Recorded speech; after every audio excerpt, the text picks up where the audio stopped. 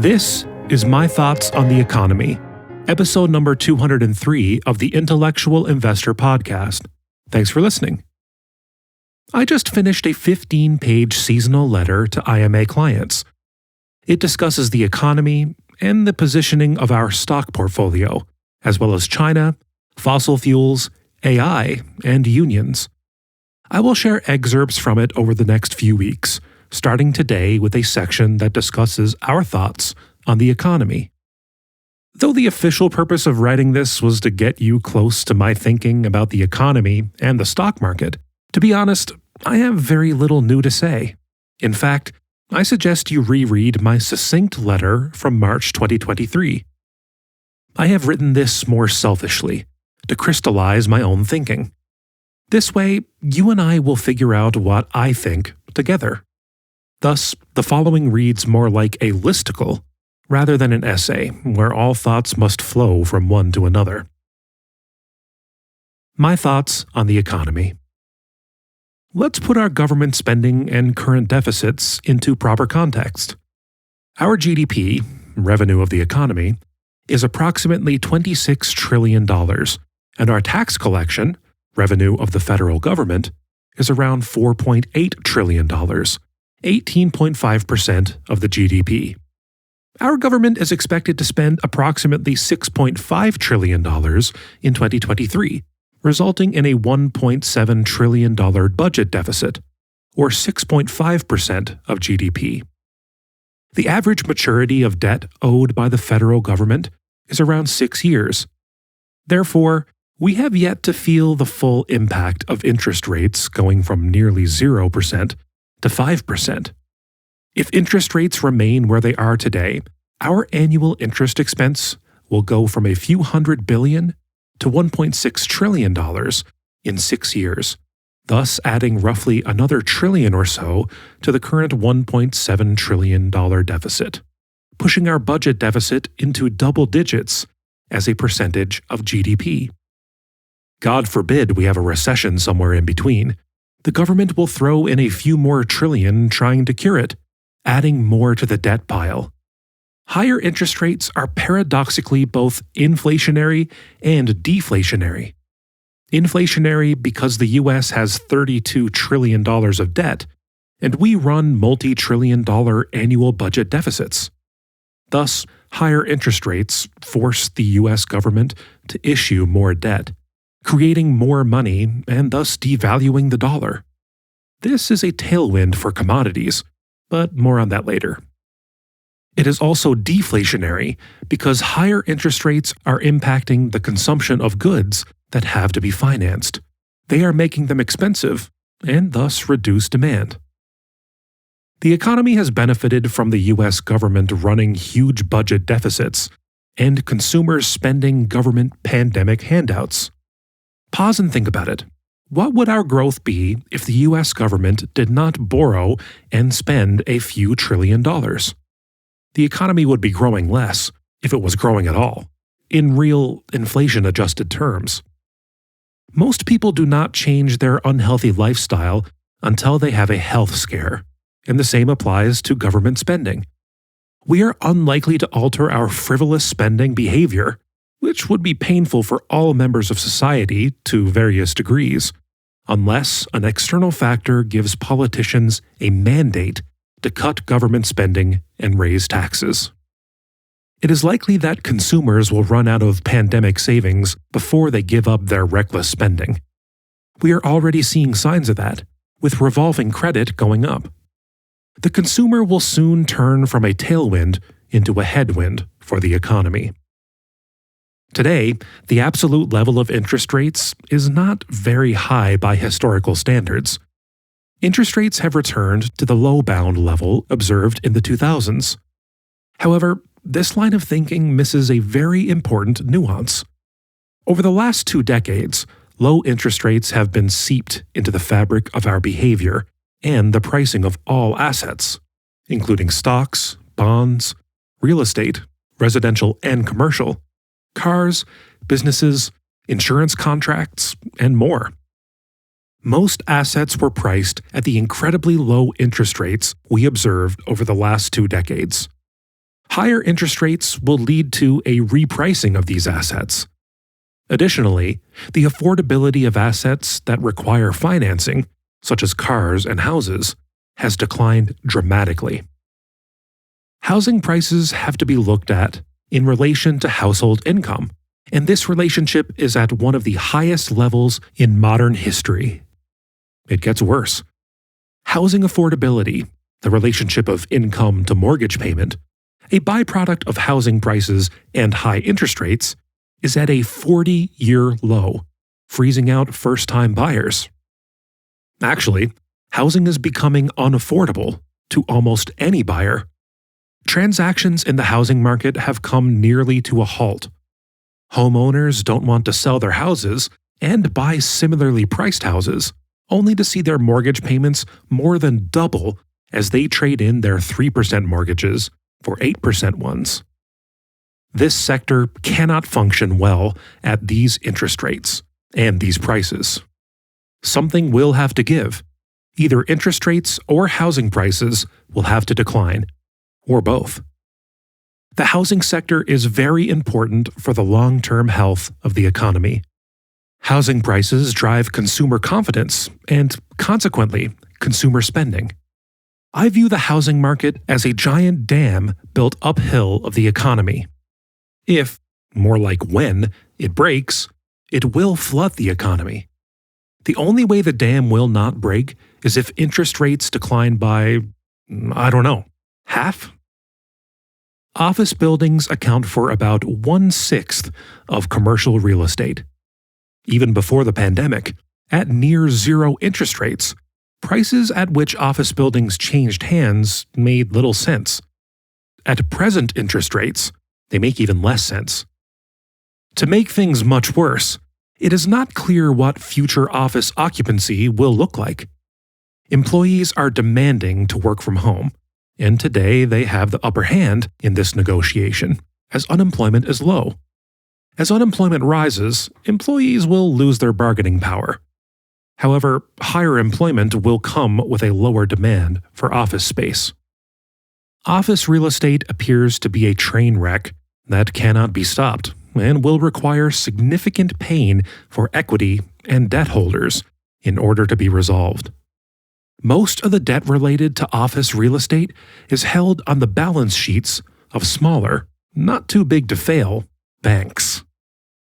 The benign economic environment, basically no recession for more than a decade and low interest rates, has likely resulted in a large number of bad loans, which will surface when unemployment increases. The banking sector, theoretically, has more capital than it has had in decades, but higher interest rates have led to a decline in the value of banks' assets and have reduced their capital ratios. Also, if interest rates continue to rise, banks that hold long-duration assets, think housing mortgages, will have to take further write-downs to their shareholder capital. Avoiding banks or financial companies is an easy decision in today's environment. Unemployment, though very low by historical norms, is a lagging rearview mirror indicator of the health of the economy. As companies' revenues start decelerating and debt costs continue to rise, both compressing their margins, they will begin layoffs, which will lead to a greater slowdown and more layoffs. Also, the unemployment number has its own flaws. It only measures how many people are looking for a job and have not found a job. The problem is that our labor participation rate, the proportion of people in the workforce either working or actively looking for a job, has been declining for decades. It is down from 67% in 2000 to 63% today, meaning our unemployment rate would be 4% higher if those who have dropped out of the labor force start looking for jobs again. I have discussed the pitfalls of higher interest rates, but it is important to note that they are a great help to savers, especially since the rate of inflation is decreasing. Interestingly, higher interest rates are relieving the pressure from people who felt they had to work because their bond portfolio was yielding nothing, allowing them now to retire or remain retired. Quote, Second marriages and the soft landing of the economy have one thing in common. They represent the triumph of hope over experience. End quote. Larry Summers. The market is debating whether we are going to have a recession. Just as winter follows autumn, I am 100% certain we are going to have a recession. But unlike with the seasons, I just don't know when the recession will come. My biggest concern is not a recession, but significantly slower economic growth in the future than we have observed over the last 2 decades. A payback time for decades of excess. Here's another way to think about it.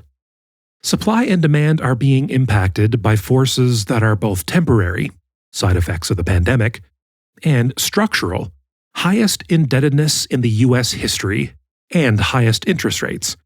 And today, the economy is deeply out of sync with its future equilibrium, where the supply of goods and debt will exceed demand. I go through this writing and thinking exercise not to identify the next swerve in the economy, but to think about significant risks and position in our portfolio accordingly. What does that mean? We have very little exposure to businesses that rely heavily on consumers spending their discretionary income. Consumer discretionary income is going to be under attack for a long time. We mostly own non-cyclical businesses. Demand for their goods is not tied to the health of the economy or the level of interest rates. No car companies or home builders. It is impossible to create a diversified portfolio that is completely unaffected by the health of the economy. Furthermore, our goal is not to completely eliminate cyclicality from the portfolio, but to own companies that will survive a potentially prolonged recession and emerge stronger at the end. If we purchase a cyclical business, again, we own very few of them today, we need to be adequately compensated for the cyclicality. The company must become stronger, and its earnings power needs to increase as a result of the recession. As Nassim Taleb would put it, the company must be anti-fragile. Inflation is a friend of companies that have debt-heavy balance sheets and that can raise prices. But while inflation is highly probable in the near term, it is not a certainty. Stagflation, inflation with a struggling economy, is another very possible outcome. For companies with debt-heavy balance sheets, we do 2 additional tests. First, they need to be able to pay off every single maturity from their worst-case free cash flows. And secondly, we value them assuming their interest payments will reset to higher levels. We have the most conservatively positioned portfolio we have had in years. If the party on Wall Street continues, we expect to be the responsible kid at the party, while others are getting plastered on the spiked fruit punch. We are not compromising on quality and margin of safety. In fact, during the quarter, we did some minor cleanup or selling of companies whose businesses were not as strong as we initially thought, or the ones we were close to fair value. A key to successful investing is avoiding making forced decisions that are made on someone else's terms. We are not making any decisions to buy anything that does not meet our stringent criteria for purchase. It is nice, for a change, that the opportunity cost of looking for a diamond in the rough has been so low, thanks to 5% short-term rates. In my March 2023 letter, I outlined our investment strategy for the current environment. 1. Worry macro. That is what I did earlier. Invest micro. This is what I'll discuss in the next letter. 2. Look for companies that can survive and prosper in all of the above scenarios. 3. Be process-driven. The market will likely be more bipolar than usual. Know what you own, why you own it, and how much it is worth. 4. You need to have patience. Wait for opportunities to come to you. 5. Competitive intensity will likely increase when the economic pie is not growing. Stick to high-quality companies run by great people. 6. Increase your margin of safety. You'll need it. 7. Don't be afraid of cash or short-term bonds when you don't find opportunities. Cash is better than overvalued stocks or low-quality companies, or especially the combination of the two. 8. Look for stocks in other markets. They expand choice greatly. 9. Don't time markets.